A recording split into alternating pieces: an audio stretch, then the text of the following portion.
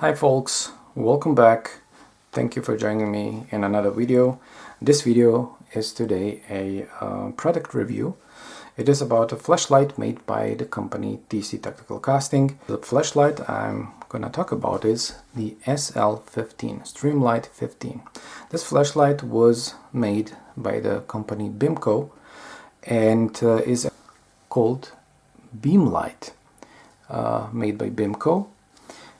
This company doesn't exist anymore. It was a company from the 80s and they have made quite a lot of cool stuff. I will make some other videos about their products soon. But this flashlight here is interesting because it is actually plastic. It is made by injection molding. If you have watched my other videos, you have seen the video about the clone of the SL-20, also made by TC Tactical Casting. And this one is very similar. I will show you the internals in a bit, but let's first take a look and compare the original, this one here, with the clone. This is this one here. So size-wise, they are the same. There is a lack of O-rings, which are very unnecessary actually. So it turns out a little bit short, but if you see these two gaps here, this is because of the O-rings, and that those aren't here. There's no need for them, so it turns just a hair shorter, but otherwise it is identical. It is identical so much that if I would take the switch from the clone and mount it to the original, it would work. This also means that the remote switches that were meant for this type of flashlight, SL-20, SL-15, made by BEAM-Co as well, will work on the clone as well. Now let's compare them a little bit closer. We can see first off the color. We have this shiny black. It is identical. We see here the switch, all the markings on the side, BEAM-LITE. Here it is, but is unpainted.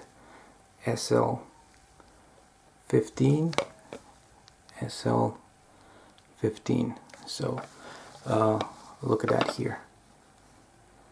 Incredible. This is so tiny and it's there. It's really a clone. From the front, very close. From the back, I guess this is the lanyard hole. It's there. All the small details, the dents, everything is there. Beautiful. That's really a clone. And of course the clone is functional. As you can see, you can push here, it lights, or you can switch it on and it stays on. Yes, this one here is still not glued on, so it kind of falls off, but you will see in the reference pictures as well. This, I believe, happens with the original as well, because I've seen on quite a few pictures this part was also missing. So pretty identical, right? So this one will be glued in and won't fall off.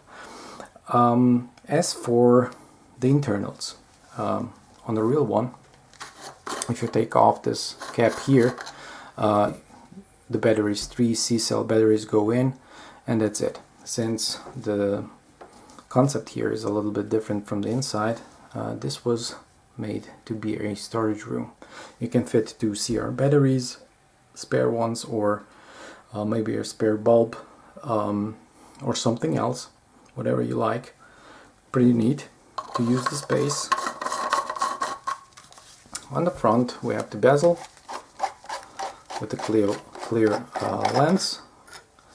Then we have the fake reflector, which actually holds the Surefire P60 65 lumen 6 volts bulb assembly.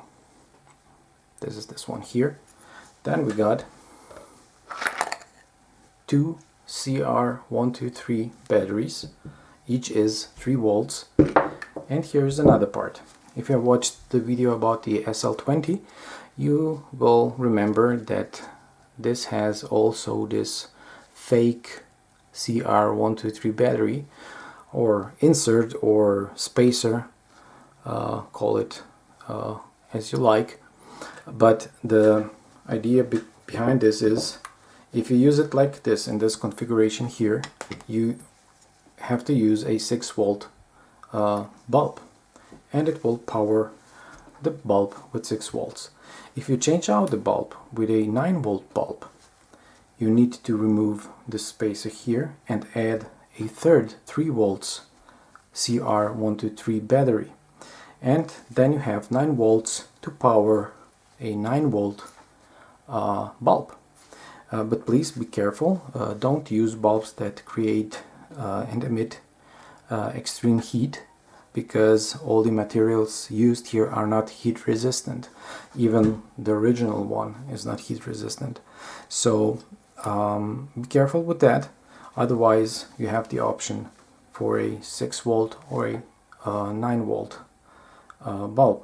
You could use 2 such spacers, run it on a 3-volt for a 3-volt bulb, but I doubt anyone would want to do that. So lumen wise, this is 65 lumens, which is very close to the output of the original. And yeah, it is user friendly. Simply drop it in like that. The positive side goes up. When it's inside, simply drop in this here and then screw it back on. Listen to this. Okay, and now listen to this. This is the original.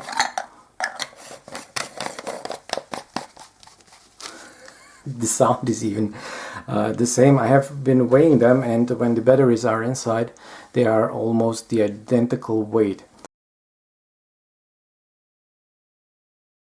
So this is a, I would say, perfect clone in all means. However, there are some imperfections, because it is what it is casting.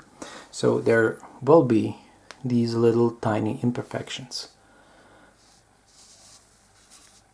But yeah, as you can see here as well, this is just something that is part of the casting, and to me it isn't something bad.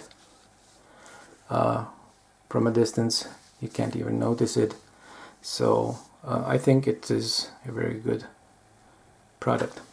So the use of it, this flashlight was used by many agencies. I will blend in some pictures soon, like SWAT, FBI. You will see this flashlight in use by Force Recon in 1991, mounted to a M16A2, and Hollywood is involved as well. All of you know the first Jurassic Park, so at the beginning of the movie, the first scene, you will see this flashlight mounted to a M16 rifle. I will also blend some screenshots to show you. We have picture evidence of it in use. However, the original ones are very hard to find. For some reason they are nowhere for sale. Nobody is selling them, and I doubt that only a handful were made. It was injection molding. The question is, where are all those flashlights? I was lucky enough to find 2 originals, which I've bought, and I'm keeping them in my collection. This was like 6 years ago, and since then I'm searching for more, but I haven't seen any for sale. Only one guy has posted one, shown one with the beam mount on it, like a couple of weeks ago, and that's it. I haven't seen it anywhere, and I was looking all over the place. So why is that so? I don't know. Are these just stored in a box somewhere, and because they are like plastic, outdated, and so on? Maybe people just don't pay much attention to them. But historically, they are quite nice, and they deserve much more attention. I hope this video will help people to remember those, and maybe remember they have it.